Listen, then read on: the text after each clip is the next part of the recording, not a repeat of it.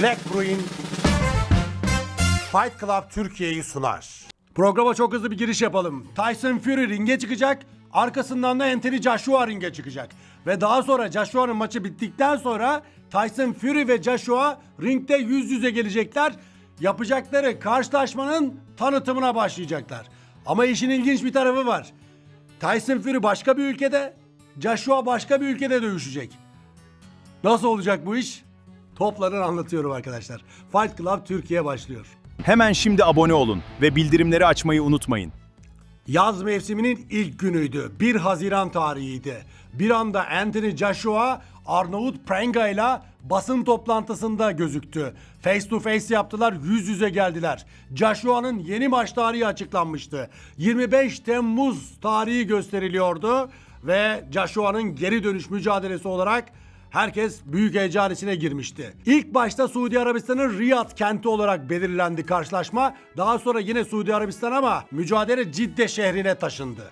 Mücadele için artık geri sayım başladı arkadaşlar. O 1 Haziran'da yapılan basın toplantısından sonra önümüzdeki hafta içinde artık Joshua ile rakibi arasında basın toplantılar, public workoutlar yani halka açık antrenmanlar, tartılar falan derken maçın vakti gelip çatacak. Joshua büyük dünya şampiyonluk karşılaşmalarına çıkmış. 2 kez farklı zamanlarda dünya şampiyonu olmuş. Birçok kemeri korumuş, kaybetmiş bir ağır siklet. Çok üst düzey maçlara çıktı. Açıkçası Andy Ruiz'e ağır bir knockout yaşadıktan sonra oyun stili değişti tamamen. O yıkıcı, yıpratıcı maç tarzını geride bıraktı. Ama Ngannou ile yapmış olduğu o karşılaşmada büyük bir yıkım gerçekleştirince eyvah dedi rakipleri. Joshua geri döndü. Ama Daniel Dubois 21 Eylül 2024'te onu bir daha çok korkunç bir şekilde knockout edince Joshua yine çok tartışmalı bir isim haline dönüştü arkadaşlar. 7-8 ay önce Jake Paul ile bir maç yaptı. Jake Paul ile yapmış olduğu bu karşılaşmada profesyonel bir maçtı. Resmi kayıtlara geçti. Çok kolay bir galibiyet elde etti ve rakibinin çenesini 2 yerden birden kırdı arkadaşlar Joshua.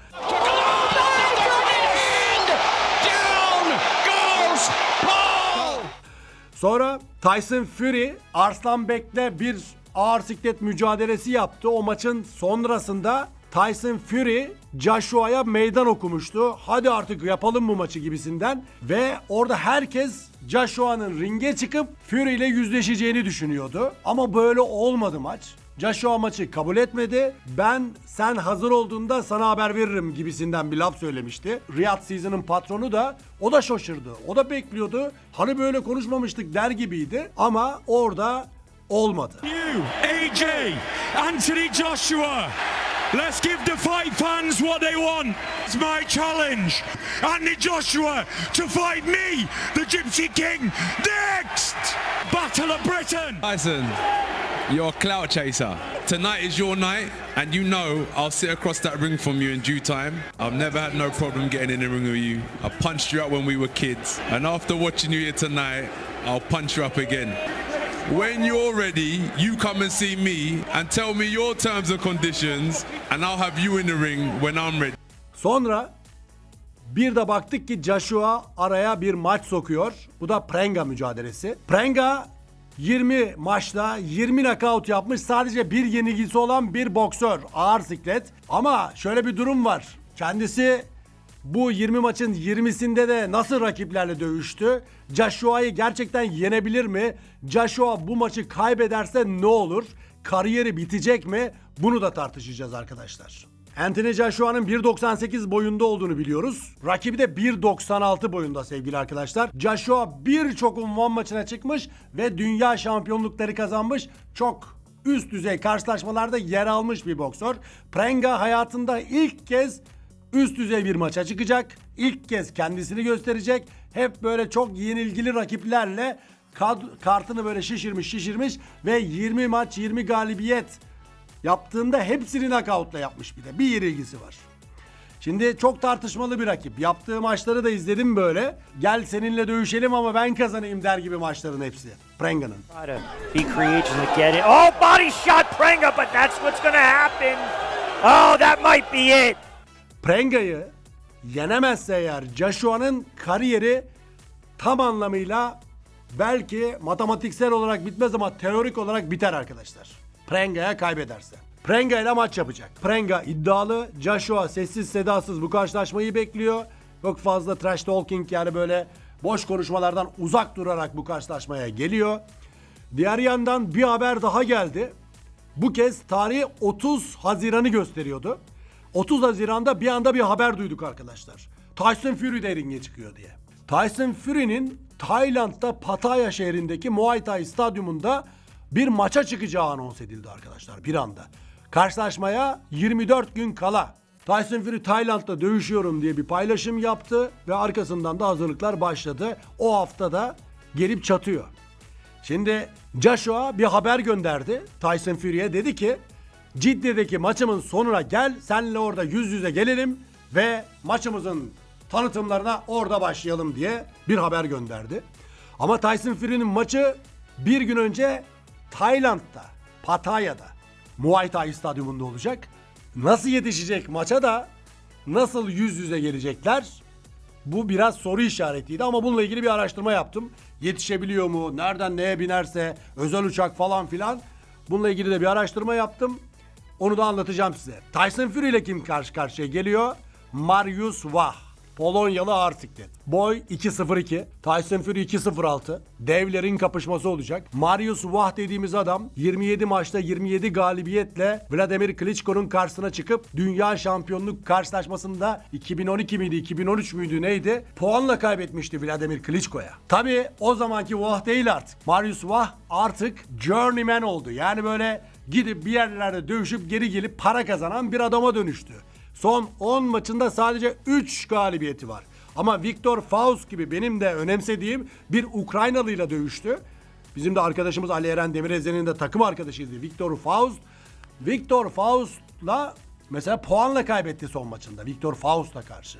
Yeni Klitschko dedikleri adama karşı da böyle bir durumu var. Itamo ile maç yaptı. İkinci roundda knockout oldu. Tyson Fury'nin yendiği Mahmudov'la yaptı. Mahmudov onu 6. roundda knockout etti Mariusz Wach'ı. Polonyalı acaba Tyson Fury karşısında ne yapar? Ben maçta böyle Tyson Fury'nin çok kolay yenebileceği bir rakip olarak da görmüyorum. Ama kesin yeneceği bir rakip olarak görüyorum. %99.9 değil, %100 yeneceğini düşünüyorum Tyson Fury'nin. Ama Tyson Fury bu maçı knockout'la kazanamayabilir bakın. Puanla da bitebilir bu mücadele.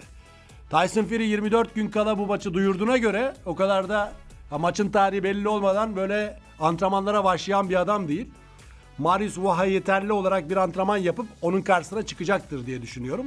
Ama maç puana giderse de şaşırmayın, ya da 9, 10. 11. roundlarda 12 round olacak diye duydum maçı. Joshua'nın maçının da 12 round olacağını öğrendim. Tabii bunlar daha resmen açıklanmasını bekliyoruz. Şimdi Mariusz Wach'ın böyle bir durumu varken eşleştiriyorum. Joshua'nın rakibi Prenga. Tek yenilgili, 20 galibiyeti var. Ama inanın Wach'la Prenga maç yapsa Wach kazanır. Bence. Şöyle bir şey daha söyleyeyim size. Bu karşılaşma geliri Tayland'daki yetim çocuklara bu para yatırılacakmış. Bu bilgi de çok iyi. Tyson Fury bu maçtan para alacak mı, almayacak mı? Bu konularla ilgili açıkçası büyük bir araştırma yapmadım. Tyson Fury'nin ücretsiz bir maça çıkacağını düşünmüyorum. Hani belli bir para almıştır ama çok almamıştır. Öyle söyleyeyim bu gece için. Ve maç canlı yayınlanmayacak. Tyson Fury'nin Wach'la bu mücadelesi canlı yayınlanmayacak ama biliyorsunuz Tyson Fury'ye Netflix belgeseller çekiyor. Aile programları çekiyor. Onların ailesinde yaşananları anlatan diziler yapıyor. Bu dizilerde yer alacak karşılaşma. Netflix'te bu dizilerde yer alacak bir karşılaşma olacak ama canlı yayınlanmayacağı ile ilgili bilgi aldım. Son dakika bir şey değişmezse. Joshua'nın mücadelesini DAZN televizyonu platformu canlı yayınlayacak. Bakalım Joshua maçı bitirdikten sonra karşısında Tyson Fury'yi görebilecek mi? Tyson Fury'nin karşılaşması Türkiye saatine göre 24 Temmuz Cuma akşamı öyle bir 5-6 civarında başlayacak ve akşam 9-9.30 gibi de 10 gibi de biter. Suudi Arabistan'ın saat dilimi bizimkiyle aynı gibi. Öyle düşünün. Cumartesi akşamı bir gün sonra da Joshua'nın maçı var. Oradan özel uçakla binip hızlı bir şekilde geldiklerinde basın toplantısı falan filan onları bitirdikten sonra Cidde'ye ulaşabiliyor. Hatta 10-12 saat öncesinden orada olabiliyor. Şöyle bir şey de yapabilirler. O gece Tayland'da kalıp sabah uyandıklarında yola çıkıp geldiklerinde de akşam direkt maça da gidebilirler. Otellerine girmeden. Ama bir gerçek var. Joshua, Tyson Fury'nin Mahmudov'la yapmış olduğu mücadeleden sonra ringin kenarındaydı. Tyson Fury'nin maçını izlemeye gitmişti. Şimdi ben diyeceğim ki Tyson Fury Joshua'nın ayağına gider mi? Bu bir soru işareti ama Joshua gelmişti. Bu argümanla birlikte Tyson Fury'nin de onun ayağına gitmesinde bir sakınca gözükmüyor gibi. Ülke değiştirecek. Arada öyle bir fark var ama bence gidebilir. Giderse de kıyamet kopar.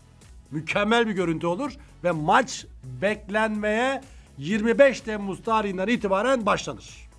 Anthony Joshua'nın Pranga ile yapacağı gecenin alt kartında 2 tane de güzel maç var. 2 tane dünya şampiyonluk maçı. Biri Hamza Shiraz, diğeri Josh Kelly. Şimdi bu maçlar olurken Tyson Fury de tabii boş duracak hali yok. Hemen bir gün sonrasına maç koydu.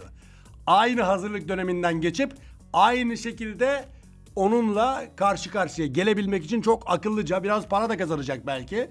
Böylesine bir hazırlık maçı da yapmış olacak. Dedim ya, Tyson Fury belki knockout edemeyebilir. Hazırlık döneminin yetersiz olmasından dolayı ama bir gerçek var. Bence round bile vermez Vaha. Ama belki bir round verir. Onun dışında çok açık ara bu maçı kazanacaktır. Tyson Fury sevgili arkadaşlar. 35 yaşındaki Pranga, 36 yaşındaki Joshua ile karşı karşıya geliyor. Ama diğer yandan baktığımızda Tyson Fury'nin rakibi tam 46 yaşında. 46 yaşında sevgili arkadaşlar. Mariusz Wach'tan, Polonyalı'dan bahsediyorum. Tyson Fury Wach maçı açıklandı ama aslında Nelson Hisa ile karşı karşıya geleceğiyle ilgili haberler almıştık. Ama o maç olmuyor. İyi bir rakipti Hisa. Yenilgisiz bir boksör hala. Onunla Arnavut bir rakip. Onunla karşı karşıya gelecek diye de düşündük. Joshua Arnavut'la dövüşüyor. Tyson Fury Arnavut'la dövüşüyor. Değişik olacaktı ama riske girmek istemediler. Tyson Fury'nin Hisa maçı açıkçası, Nelson Hisa maçı biraz böyle riskli olabilirdi. O yüzden Wach'ı tercih etti. Yani otoriteler de aslında istemiyor. Çünkü ikisinden biri kaybederse Joshua Fury maçının değeri ciddi anlamda düşer arkadaşlar. Herkes yine izlemek ister. Tribünler yine dolar. Ama elde edilen gelir de elde edilen reyting de eskisi kadar iyi olmaz. 37 yaşındaki Tyson Fury ile 46 yaşındaki Mariusz Wach arasındaki mücadele nasıl bitecek? Oradan Tayland'dan atlayıp Cidde'ye nasıl gelecekler? Joshua'nın Pranga karşılaşması nasıl sona erecek? Tyson Fury maçın sonunda face to face yapacak mı Joshua ile? Hepsini takip edeceğiz arkadaşlar. Şimdilik aktaracağım bilgiler bu kadar. Kendinize iyi bakın. Fight Club Türkiye'ye abone olmayı unutmayın. Bildirimleri de mutlaka açın ki böylesine videolar yüklendiği anda ding, telefonunuza bir mesaj gelsin ve videoyu en hızlı şekilde siz izleyebilin. Evet arkadaşlar, kendinize iyi bakın. Hoşçakalın.